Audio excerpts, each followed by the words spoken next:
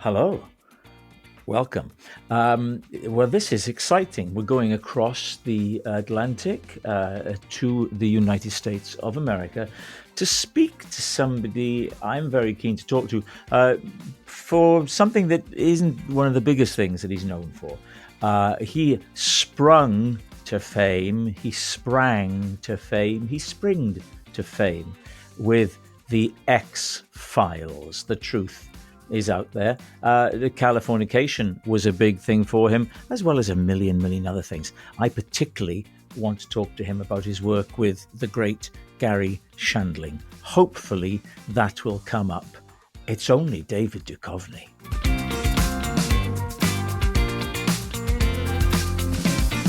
There he is. Hello. How are you?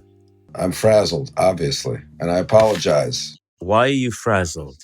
I forgot to look at my schedule this morning, and I just got a phone call that I've been making you wait, and I don't want to do that because I want you to know that I'm a better partner for you than Steve fucking Coogan, so it's no way to begin a relationship. That's so nice you said that, because I'm sitting here thinking, I'm going to interview David Duchovny. Okay, that's interesting. He probably has never heard me. He doesn't know who I am. So first of all, so that's really nice. The second thing, with full disclosure, is I've just been out for a very boozy lunch, and I came back.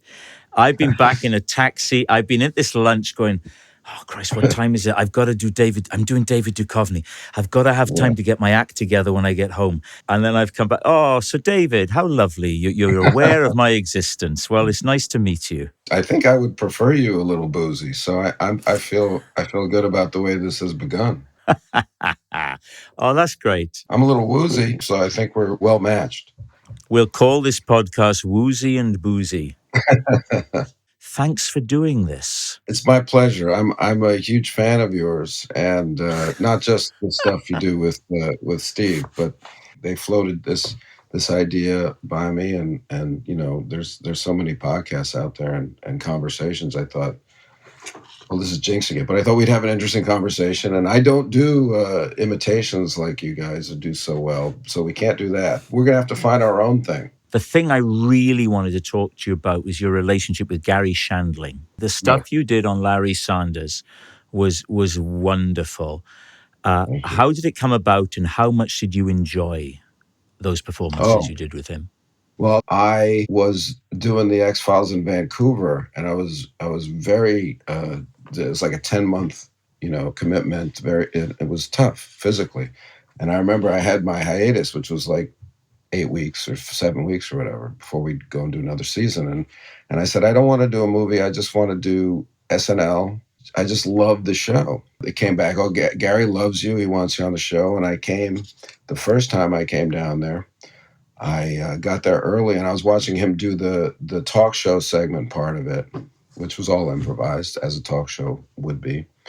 And he walked by me a number of times, and it was clear that he did not love me, and he did not know me at all from Adam, So I was like, wow. Oh, okay, which was fine. That's what agents, say shit like that all the time. So the story of this particular episode was that I get bumped by, of all people, I think it's Bill Cosby. We're doing this scene in a corridor where I'm acting like an asshole. Gary says cut, and then he turns to me in this way that would become very familiar as a friend to him, and he kind of just cocks his head almost like a dog looking at you, and he says, how old are you?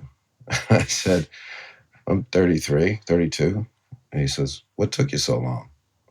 And I felt like I'd been, canonized by the Pope of comedy, and I can't tell you how much that did for me as a person and as a performer, to have this guy who I didn't know and didn't know me at all say that to me after doing a few takes in a corridor, because the X-Files wasn't known as a comedy as you might know. So yeah, I was itching. Yeah. I was itching because I felt the funny bone, Yeah. And that's why when Gary said that, it was, even more important for me When because it he was said, like, "What took you so long?" So that for you was an acknowledgement of your comedic muscle yeah, being recognized by this kind of Zen master.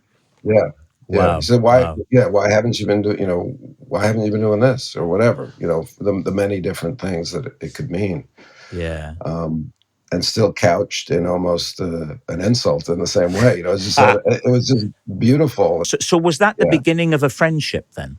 Yeah, well, and we just were chatting, in between takes, whatever, and we became friends, and that's how the riffs that people know better, which is where I have a crush on them, they just kind of developed, as we were friends. I think I called him one day and I said, I think it's a funny idea if I have a crush on you, but it's not sexual, and I don't even know what that means, but is it funny? He's like, yeah, there's something there. That's funny. And then we just kind of went from there into that area. Let's go back to the beginning. How did it start for you? Were you one of those kids that was always going to do this? No, I was studying literature, and then I went to grad school to get a PhD in English literature, and I was there probably about 2.5 years before I was at Yale, and they've got a great drama school there, and I had kind of started sneaking into a playwriting class over at the Yale Drama School. I was hanging around with the playwrights, and I was thinking of writing plays. And then, since they knew me, they were always putting up shows, so many different venues at Yale, little tiny little hole in the wall kind of places. They always needed more bodies. They were Yeah. like, "Oh, God, can you come and do a line?" That's first time I acted was at a place called the Yale Cabaret, which is where you get a sandwich and a beer, and it was kind of a theater in the round. There were tables everywhere, and there was a little stage, but mostly it was just done all around you. It was fun place to see something. My entree into acting was really through the idea that I wanted to write plays or screenplays. But so when you're on the stage doing that, is there a spark? Do you go, oh, hello? Well, it wasn't kind of a big enough. I mean, I remember getting a laugh, and I Yeah. was like, "Oh, that's new." I remember like we did probably only did four shows, but like Thursday, Friday, and two on Saturday. But like Thursday, I think I was nervous, big laughs, and then Friday, like I got high before I was like, I get high before. I was like, this is easy, yeah. And I sucked. It was like like oh, yeah. Wow. It's interesting because I'll sometimes subject myself by chance to watching an old X-File from early on, like, and I'm not good. I Huh. mean, honestly, and don't protest if even if you were, feel like you should. But I have a certain kind of panic and nerves in me that's kind of interesting to look at. Yeah. Yeah. and, Yeah. and then I'll look at like later work, not just X-Files, and the panic is gone. And there's some technique, and there's confidence, and there's skill kind of happening, and it's good or it's not good, whatever. You can judge it for whatever it is, but gone is that kind of electric panic that can kind of read pretty well. Before I lose you to the Los Angeles sunshine and a lovely But also, day. I'm going to ask you to do something for me before you Yeah. lose What's that? Is this if this is financial? Things are a little tight at the moment. Maybe but go ahead. Do they say the same thing about Welsh people that they say about Scottish people, What that is they're that? tight? Oh yeah, no, no, no, no. They don't say that about us. No, they say we're just wonderful lovers.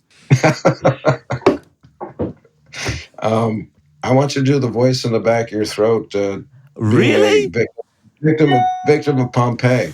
Well, this is not something I ever thought It's that great. It's I great for would radio. experience. Yeah, it is. Yes, it is. I can do this at the drop of a hat, sir, if you wish. Yeah. Here it comes. Can I ask you where that started? Yes, you can, and I'll gladly answer. When people say I'm not a performing monkey, I go, yeah, I'm pretty much a performing monkey. That's okay with me. That's fine. Um, Right. I was at home one day many years ago, and I was thinking about ventriloquists and how Oh yeah. they throw their voice and they make it sound like it's coming from somewhere else. So I started to Right. try to do it. And I sat there going, oh, so, you know, how are you to and doing all this. And then all of a sudden, out came this voice. I know where you are. Someone get out of here. Oh my word. And the kind of canny part of me went, ooh, that's a thing. Because you went actually, instead of throwing, you went further inside. I was pushing it back, and you can do it. There are gradations of this. So that when I do it normally, I do this. Hi there, how you doing, David? Really nice to see you. That's one thing. But if you really strain and risk a hernia, you can get this. Really, really tiny, right at the back of my voice, right there. Oh my goodness, who could this be?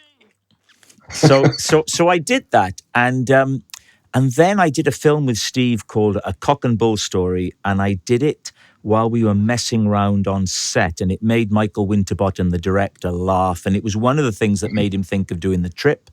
Then I did it one of my stand-up tours, and it went down really well, and now I just keep on doing it. Well, my request is the guy in the glass who's been trapped by the lava. Okay, I can do that in Pompeii. In the trip to Italy, I can go. I can't remember what I said, but it's something like, you know, just hanging out in this glass all day is really dull. I really yearn for the old days in Pompeii before the volcano happened. You know, I had such a great. It turns you into a kind of Woody Allen. You know, I had such a great life, and then the lava came, and I'm in the glass, and it's really dull. Exactly. Well, thank you. Oh, bless you. Okay, and then I want to talk about this transition into writing novels. Is that something? Because you go to Yale English literature. So is that always in the back of your mind, or is that something that was reawoken? Maybe it was always in the back of my mind, but when I was on my way to get a PhD, the idea was that I would be a professor of English literature, which meant that I would then get 3 or 4 months a year off in which I would write. But when I started acting, and I was very busy, and the form of my writing just became, okay, well, I should write screenplays. I should try to write that form. And in fact, the first 3 novels that I wrote were all unproduced screenplays. So I was trying to make like $2-3 million films, and I did make one called House of D, and then I had a couple other stories that I wanted to do, and I wasn't able to get the financing. I just got fed up. I was in New York, and my kids were at school, and I was like, well, what am I going to do? I should put up or shut up at this point. I've always said I'm a writer. I'm going to tell those stories. I want to tell those stories in whatever form. I don't care how they come out. I want to tell the story. What's the difference for you in the satisfaction you get from that compared to the acting? Nobody reads them, so the satisfaction. So it's a very personal kind of satisfaction. No, honestly, it's a great satisfaction. It's a great and very deep, very deep. This has been lovely. Thanks, David. It's been really nice talking to you. And likewise, and I mean it when I don't do a lot of podcasts, and God knows there's a lot of them out there, but yes, there are. When they told me you were doing one, I was like, I love that guy. That guy makes me laugh. I will say this. I wanted to finish by saying, aside from your facility at Impressions, which is amazing, but you have the anger that real comedy needs, and yet you also have the love. And like what we talked about with Gary in the show was like he had the love that to me, I don't like just like straight on British satire, or just like cutting something down or trying to kill it. I don't respond to it personally. I mean, I can appreciate it, but you have kind of a great natural anger to you, or a combativeness that's tempered by what you said was your insecurity. but also what I think is like a fan's love, but just love in general. Yeah, And to yeah. me, that's why I love watching you. That's why I Wow. love your work. Wow. If you'd said to me when I was watching those scenes with you and Shandling years ago now, when you're playing those scenes, if you told, well, everything is years ago, but if you told me that one day, all these years on, I'd be having this conversation with you, it would have blown my mind. So Yeah, thank you. that's life. That's life. Thank you. That's That's your right. life. I know that's what happens, isn't it? And yet still, I never lose the surprise and the delight at it. And I'm fortunate enough to have moments like this. It's just great. Yeah. And I really appreciate you saying that there's a lot of podcasts and you've come on mine. Thanks so much, David. Thank you for doing this. Really appreciate Thanks, it. my pleasure.